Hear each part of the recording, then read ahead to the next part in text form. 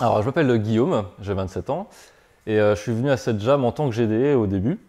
Mais il y a eu des petits aléas et des modifications d'emploi du temps qui ont fait que j'ai dû faire du GFX au milieu, probablement je vais devoir faire un peu de dev à la fin. Je suis un peu couteau suisse sur cette jam, et voilà, mes services sont utilisés par les gens qui en ont besoin.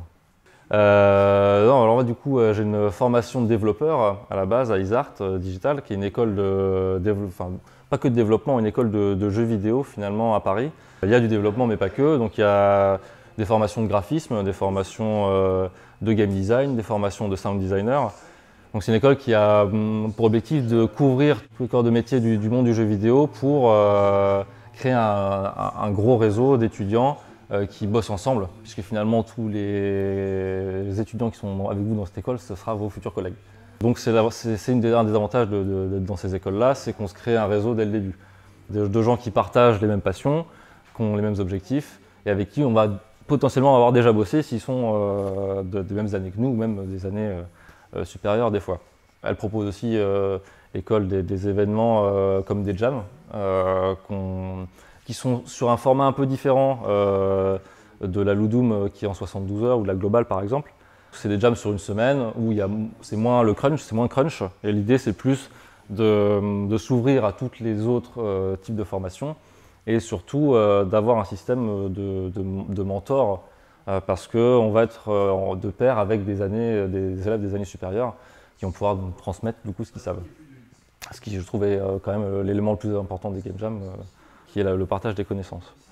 Sachant que c'est aussi, ils organisent aussi la globale donc, chez eux. Donc c'est vraiment une école qui est très ouverte sur les game jams et qui nous fait comprendre qu'il faut y participer et il faut en faire. Bon, il faut savoir que c'est une école privée par contre, donc du coup c'est un investissement financier important. C'est aussi un investissement de temps important parce qu'il y a du travail à l'école déjà, il faut aller au cours. Il y a les projets ensuite à remplir et puis les travaux à rendre pour les notes, pour le contrôle continu. Et il y a aussi le travail personnel à fournir à côté pour se faire un portfolio, pour se donner un peu de consistance en vue d'un stage ou même d'une embauche par la suite. L'avantage aussi qu'a cette école, c'est qu'il y a un incubateur. Et du coup, potentiellement dès la sortie de l'école, on peut avoir, pendant les projets de fin d'études, des studios qui vont venir voir un petit peu ce que font les étudiants et puis les projets les plus prometteurs sont potentiellement retenus pour et étudiés en tout cas par ces studios-là. Alors le métier auquel moi je me destine, c'est le métier de gameplay programmeur. Donc c'est une espèce de passerelle entre développeur et le game designer. À savoir qu'on va surtout se baser donc, sur tout ce qui est ressenti pour le joueur in-game. Donc c'est tout ce qui est effet, tout ce qui est particules, tout ce qui va être, je prends un exemple tout bête, un coup d'épée.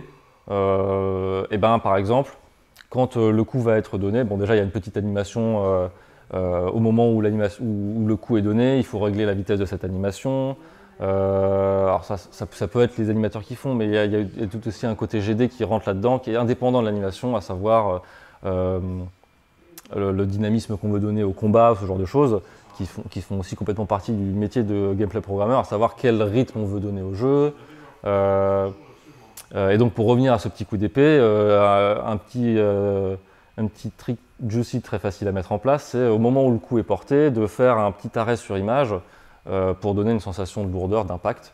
Voilà, c'est des petits effets comme ça qu'on peut utiliser pour donner un peu de vie au jeu et que le joueur il a un ressenti à chaque fois qu'il fait une action. Parce que si quand il fait quelque chose, il ne ressent pas que le jeu répond, il va se dire c'est buggé, il y a quelque chose qui ne va pas, je ne comprends pas, à quoi ça sert de faire ça.